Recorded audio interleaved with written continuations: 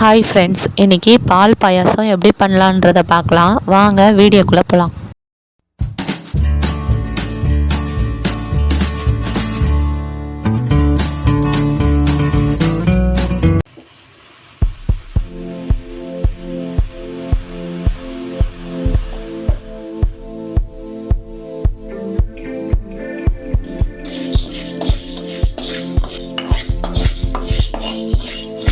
பாயாசத்தில் முக்கியமானதே ஜவ்வரிசி தான். அந்த ஜவ்வரிசி ஒரு சில டைம் கரைஞ்சிடும். பாயாசம் நம்ம செய்யும் போது அது கரையாமல் இருக்கிறதோட ரகசியம் என்னென்னா, பொன்னிறமாக வறுத்து அதுக்கப்புறம் நம்ம செஞ்சோன்னா கரையாமல் இருக்கும், நல்ல டேஸ்ட்டாகவும் இருக்கும்.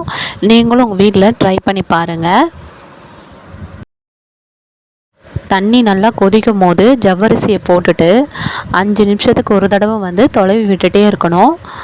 அப்போ தான் அடி பிடிக்காமல் இருக்கும். நம்ம தொலைவி விடும் போது தண்ணி எப்போவுமே அதிகமாக வைக்கணும் ஜவ்வரிசியில்.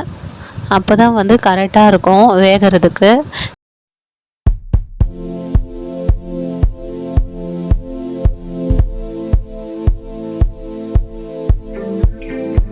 ஜவ்வரிசி பாருங்கள் பாதி வெந்திருக்கு. இந்த டைமில் சேமியாவை நம்ம சேர்த்துக்கலாம்.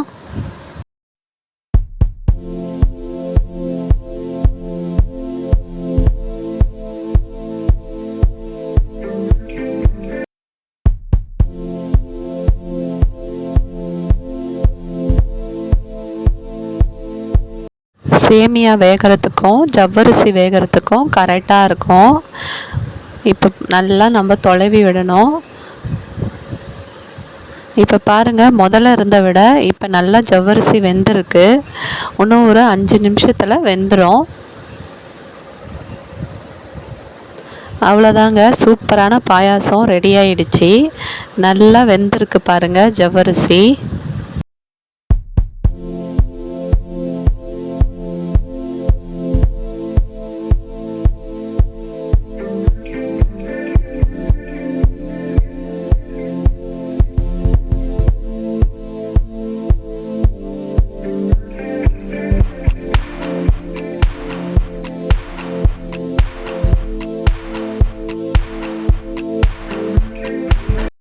சேமியாவும் ஜவ்வரிசியும் நல்லா வெந்துடுச்சு. இப்போ முந்திரி திராட்சை நம்ம ஆட் பண்ணிக்கலாம்.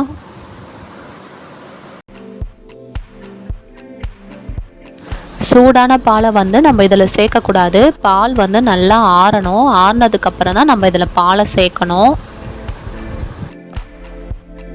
ஜவ்வரிசி கரையாமல் சூப்பராக நம்ம பாயாசம் இப்போ ரெடி பண்ணிட்டோம். நீங்களும் வீட்டில் கண்டிப்பாக இது போல் ட்ரை பண்ணி பாருங்கள். இப்போ தனியாக எடுத்து ஒரு பாத்திரத்தில் நம்ம போட்டு பால் சர்க்கரையை நம்ம ஆட் பண்ணிக்கலாம். பால் ஆற வச்ச பாலாக தான் இருக்கணும். சூடாக ஊற்றக்கூடாது, திரி ஆகிடும். அதுக்கப்புறம் உங்கள் தேவைக்கு ஏற்ற மாதிரி நீங்கள் சர்க்கரையை சேர்த்துக்கோங்க.